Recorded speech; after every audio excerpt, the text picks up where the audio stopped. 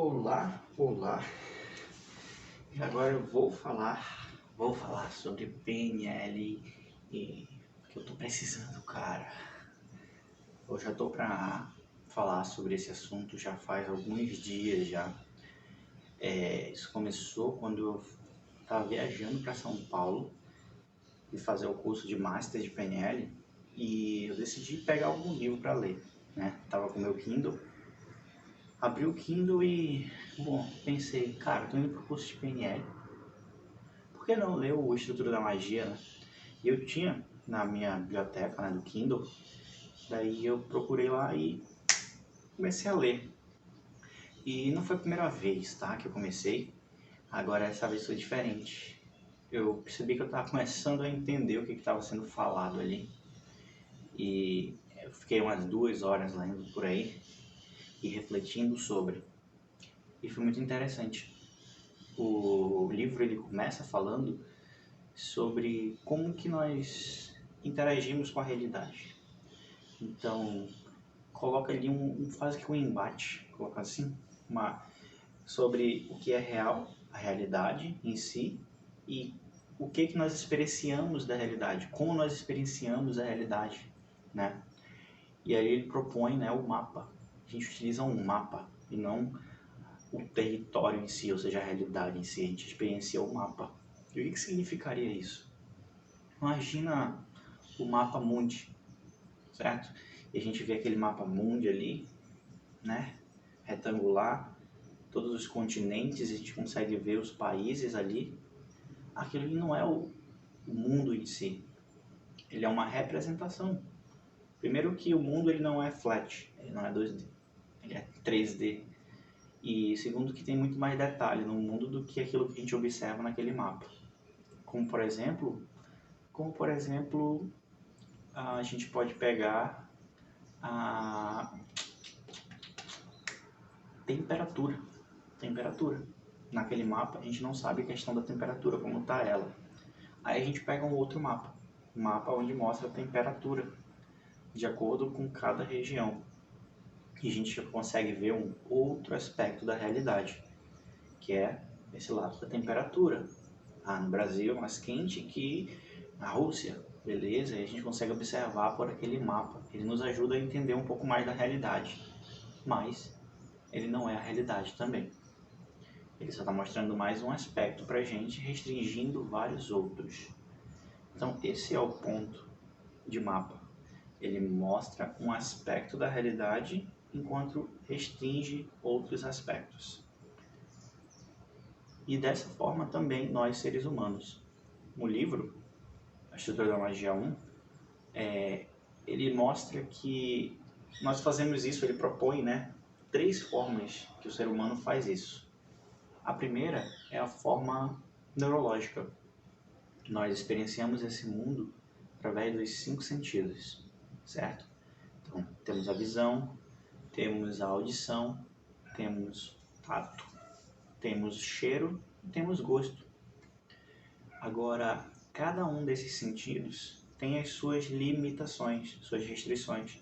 Como, por exemplo, a gente não consegue enxergar todo o espectro de luz, que existe. Outra coisa,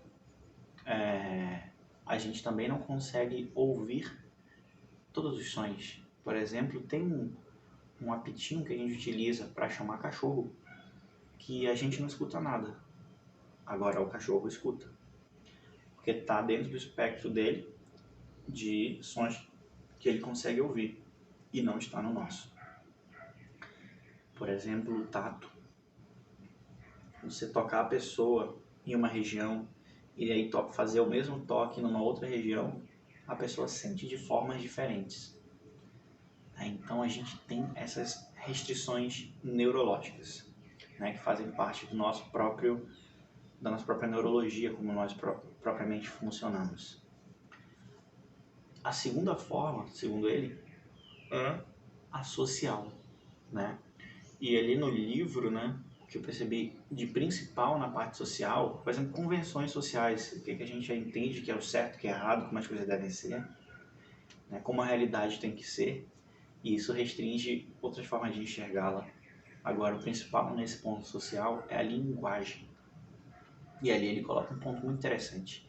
Tem uma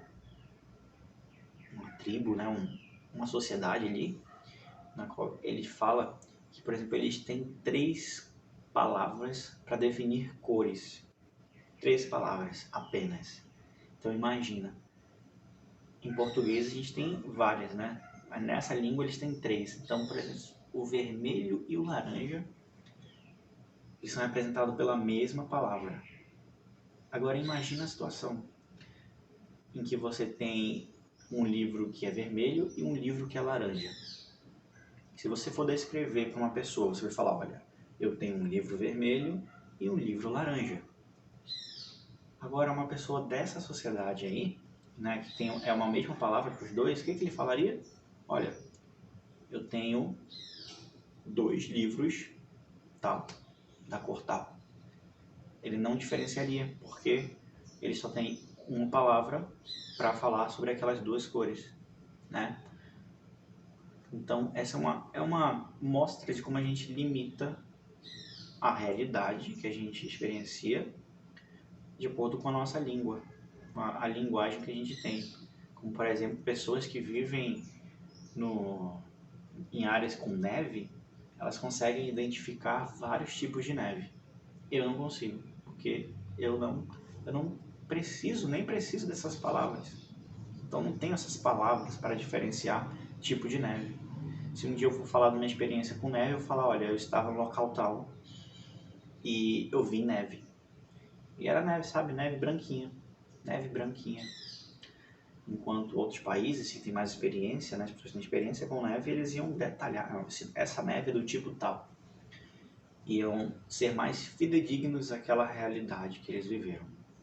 Então, linguagem também limita. Ao mesmo tempo que ela nos ajuda a criar um modelo de realidade, a falar sobre a experiência que nós tivemos, ela também nos limita.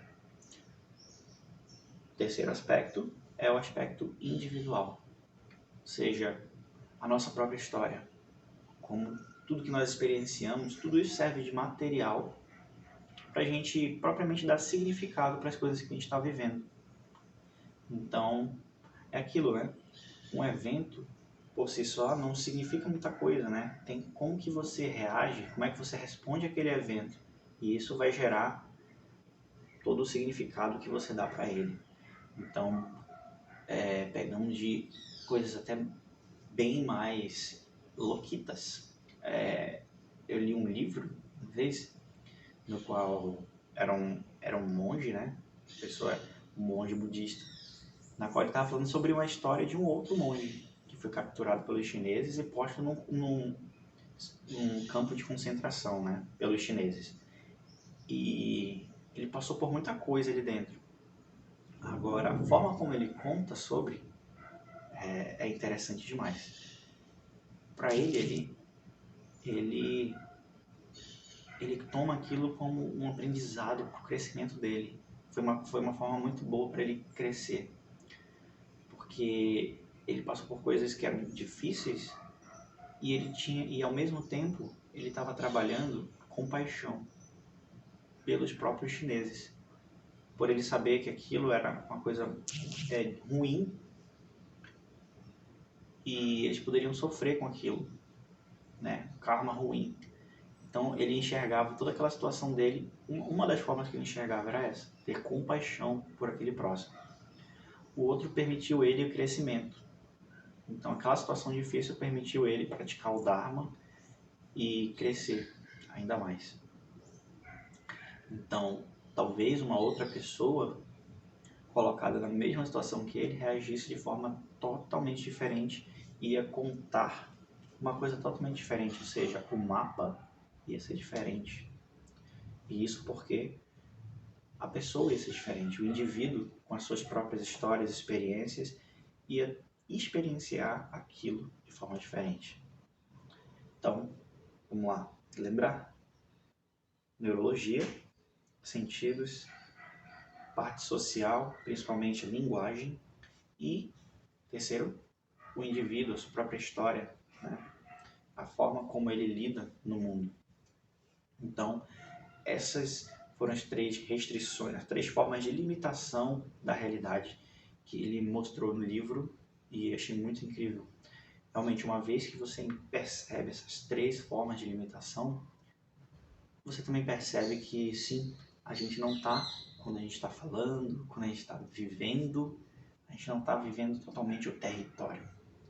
E sim, essa descrição, essa que a gente criou do território, é esse mapa, né? Assim como o mapa de temperatura, o mapa mundi em geral, o mapa de relevo, é um mapa que a gente tem do território, é um aspecto da realidade que a gente está enxergando. E esse foi o primeiro ponto. Daí, uma vez que a gente entende que a gente está experienciando o mapa e não o território, o que ele propõe é sobre, então, os nossos comportamentos, as nossas decisões, elas são baseadas não na realidade em si, que é o território, e sim no mapa que nós temos dessa realidade. E isso vai implicar muitas outras coisas que eu quero falar num próximo vídeo. É isso.